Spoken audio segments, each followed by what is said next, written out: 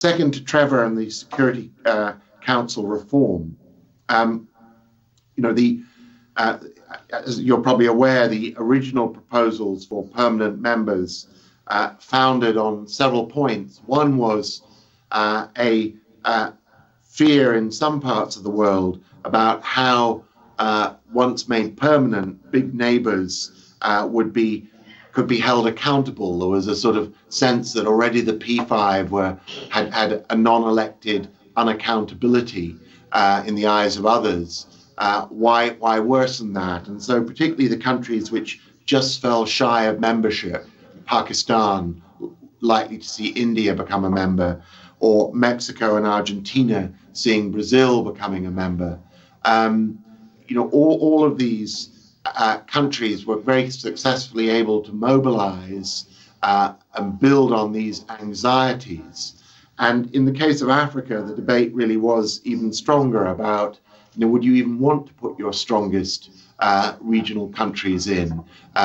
Maybe you'd want to choose smaller, weaker ones, which nevertheless were more representative of African opinion at large, more reflective of AU consensus on issues. So I think the G4 themselves recognized that there just was not the majority they needed to get reform on the original terms. So they are moving towards a compromise, while at the same time other countries recognize that it's not a win for anybody to just leave the council with its current makeup. So you can see the slow crab-like movements of both sides towards some kind of engagement, likely to be around 5-year membership terms, which maybe after 15 years there could be, some sort of charter review conference which would look at changing the temporary memberships into longer-term ones. Germany seems pretty strong on this idea. Japan, almost as strong. Brazil, a bit less so, and India, a lot less so, on the grounds that India's view seems to be that its sheer size and importance in the global economy means all it needs to do is wait, and this prize will come to it one day, or the council will become utterly irrelevant. So, there are shifts which give one hope. Now, as to the UK position,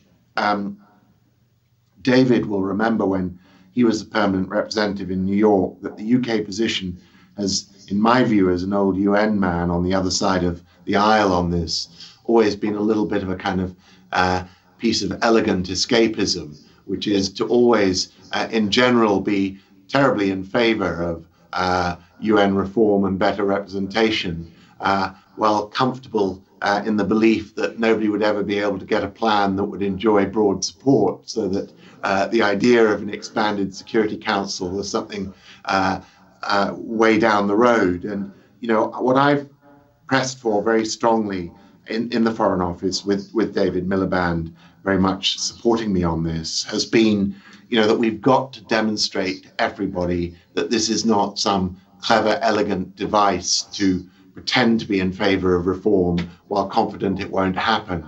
We've really got to be seen to put our shoulder to the wheel of securing UN reform, participating in the different working groups, lobbying for it, but that it is not for us to make a proposal on what that reform should be, because that would, A, risk making us a source of division again, B, exactly what our motives in the form proposal would be as we're a P5 member.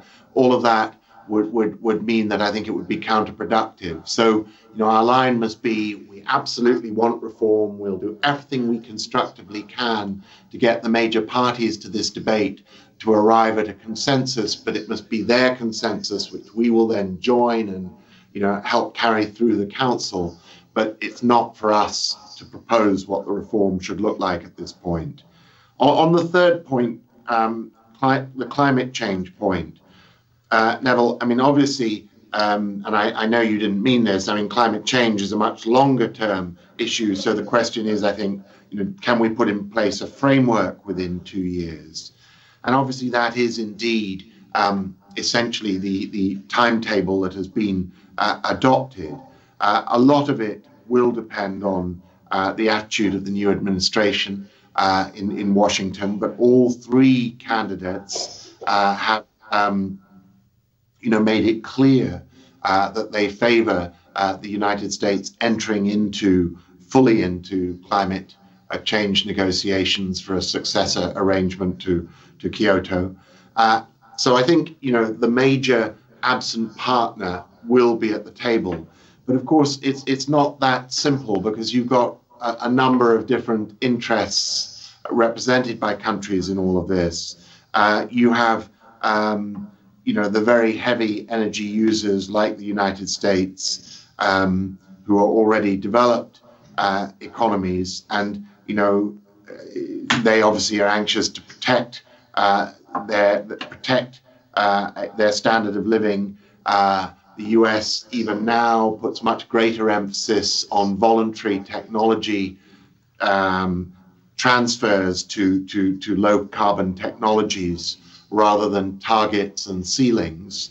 But it's moving. You've then got their allies at this point, the Indias and Chinas, who feel that they're going through a period of very heavy energy per unit of output because they're very dependent on coal, carbon, energy sources, and that some dramatic transformation required of them at this point would knock them off their high growth path.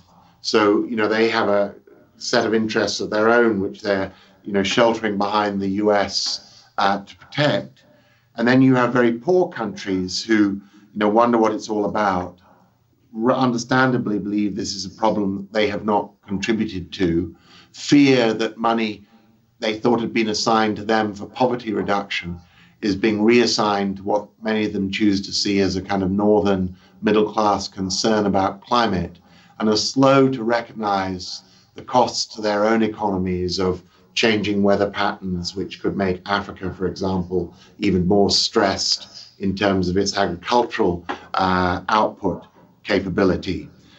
So there's a huge, even at this stage, after all the conferences, there's a huge education and bargaining exercise ahead to find a plausible agreement on this, which shares the burden in a way that all groups consider reasonable. And that means every group's got to consider it painful and protest and scream and all the way to the signing. And, my impression is that this kind of hard talk has barely begun. We're still at the education stage where India and China are nudging forward, the US is nudging forward, the poor countries are nudging forward, but we've not reached the point of hard talk and bargaining yet. I would hope we will do so within 2 years, because the cost to the world of not getting an agreement within this time frame will be pretty considerable. Thank you.